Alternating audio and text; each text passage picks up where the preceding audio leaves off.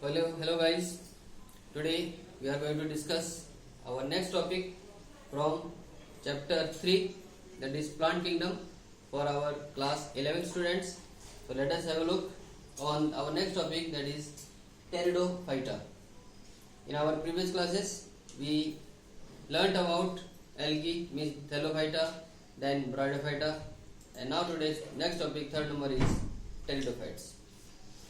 Actually bryophytes के जैसे pteridophytes भी जनरली जो cool shady places, dam soil वगैरह ऐसी जगह पर ग्रो करते हैं, ठीक है। लेकिन इनके साथ साथ टेरिडोफाइट्स को फर्टिलाइजेशन के लिए वाटर की रिक्वायरमेंट होती है। तो इन दोनों चीज़ों की वजह से एक तो उनको dark, cool, shady places, dam soil वगैरह चाहिए ग्रो करने के लिए, दूसरा फर्टिलाइजेशन के लिए वाटर की रिक्वायरमेंट है। तो इन दोनों रेस्ट्रिक्ट रीजन्स की वजह से जो टेरिडोफाइट्स हैं वो कुछ नैरो जियोग्राफिकल रीजन्स में ही पाए जाते हैं। Okay, they are not found everywhere so frequently. और सेकेंडली, टेरिडोफाइट्स को हम मोस्टली जो ऑर्नामेंटल प्लांट्स हैं उनके तरीके से इस्तेमाल कर सकते हैं। और ब्रायोफाइट्स के मुकाबले ये थोड़ा सा डिफरेंट है, थोड़े से ज़्यादा एडवांस्ड है। और एक चीज़ जो मेजर डिफरेंस है इनमें और ब्रायोफाइट्स में, कि ब्रायोफाइट्स के केस में हमने देखा था कि जो उनकी मेन प्लांट बॉडी थी वो गैमेटोफाइट थी, हैप्लॉइड थी, राइट। टेरिडोफाइट्स के केस में जो इनकी मेन प्लांट बॉडी होती है वो स्पोरोफाइट होती है और that is diploid, you know well. So let us see some more characteristic features in this category about pteridophytes. पहली चीज तो फर्स्ट पॉइंट करना है कि first terrestrial plants to possess xylem and phloem. जैसा कि हम जानते हैं कि जाइलम और फ्लोएम को हम वेस्कुलर टिश्यूज मानते हैं, ठीक। तो वेस्कुलर टिश्यूज रखने वाले ये सबसे पहले प्लांट्स हैं, टेरेस्ट्रियल प्लांट्स हैं, जिनके अंदर जाइलम और फ्लोएम यानी वेस्कुलर टिश्यूज पाए जाते हैं। इससे पिछली क्लासेस में हमने देखा कि ना थैलोफाइटा में और ना ही ब्रायोफाइटा में यहाँ कहीं भी वेस्कुलर टिश्यूज जाइलम और फ्लोएम नहीं पाए जाते, राइट। तो ये इस मामले में थोड़ा सा एडवांस है, उससे थोड़े से बेटर है।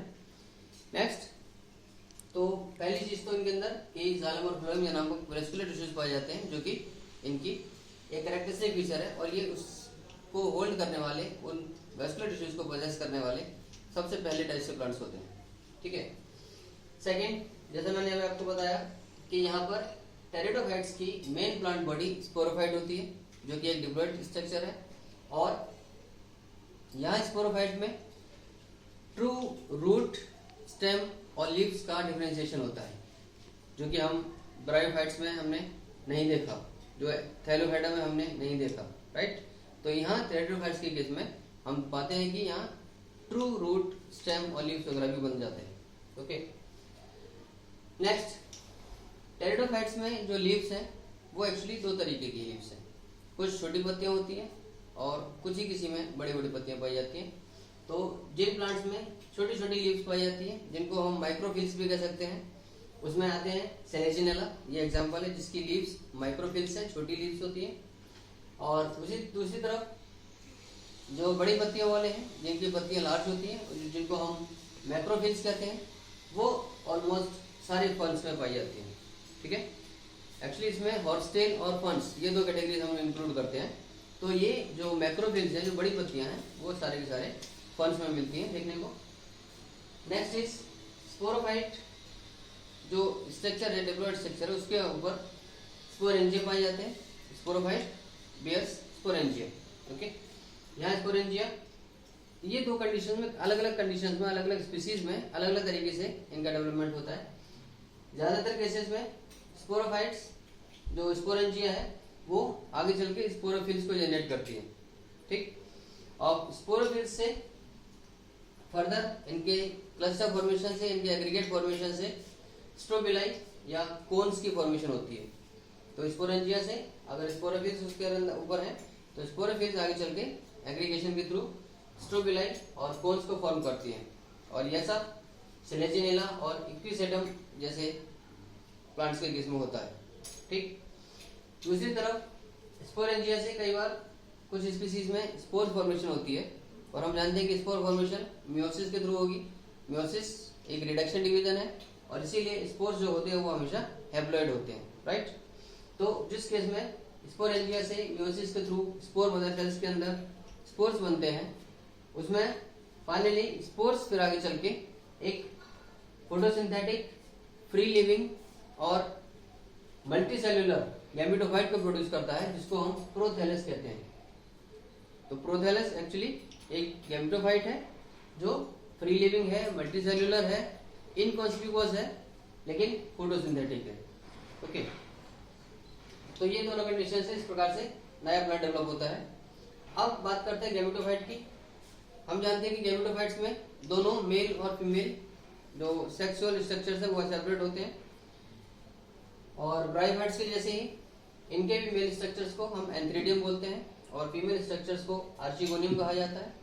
और इनमें मेल जो एंथ्रीडियम है वो एंथेरोजॉइड्स यानी मेल गैमेट्स को प्रोड्यूस करते हैं, जिनको एंथेरोजॉइड्स कहते हैं, just like bryophytes.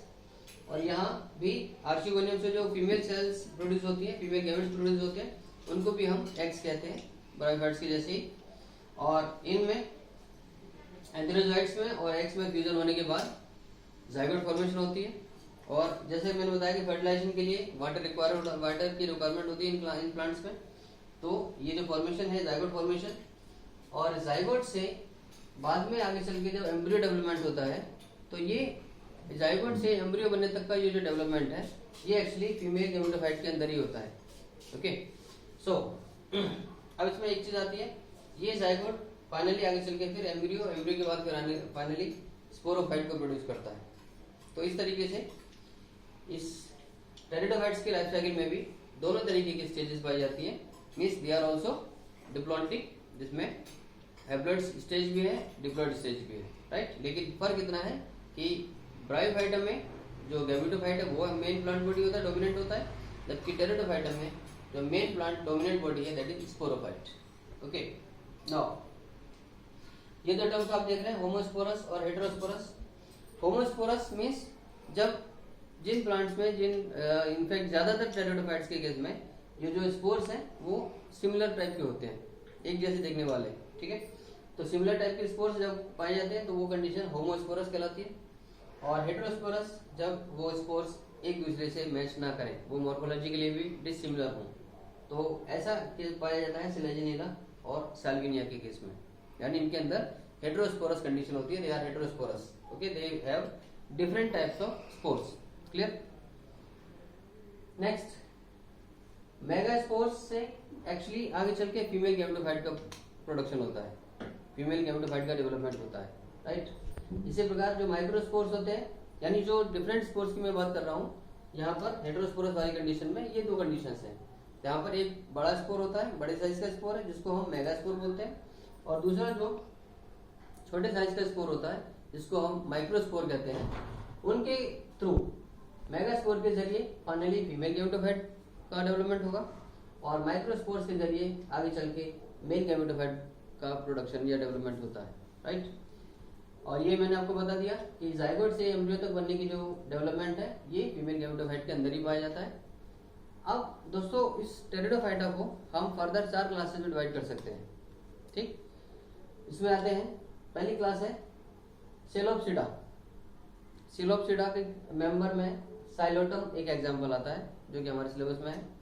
Second class आती है लाइकोप्सिडा। लाइकोप्सिडा में 2 एग्जांपल हमारे सिलेबस में है, सिलेजिनेला और लाइकोपोडियम। तो ये जो सिलेजिनेला हम इतनी देर से यहाँ समझ रहे थे, that belongs to class Lycopsida in case of pteridophytes. Third class is Sphenopsida. Sphenopsida में इक्विसेटम, जो मैंने एग्जांपल दिया था आपको, ये इक्विसेटम का, ये हमारा स्फिनोप्सिडा को बिलोंग करने वाला एक टेरिडोफाइट है। और लास्ट 4th क्लास का नाम है टेरोप्सिडा। ये टेरोप्सिडा के अंतर्गत ड्रायोप्टेरिस, टेरिस और एडियंटम, ये इस प्रकार के फंड्स आते हैं। Okay, so guys, by this topic we have completed about half of this chapter, in fact more than half of this chapter, and you know your homework is you have to complete your all the textbook questions which are mentioned in your book by preparing their proper notes, because these days you have enough time. So please keep studying honestly, keep making notes and utilize your time very safely, very properly. Keep watching videos. Thank you very much. God bless you.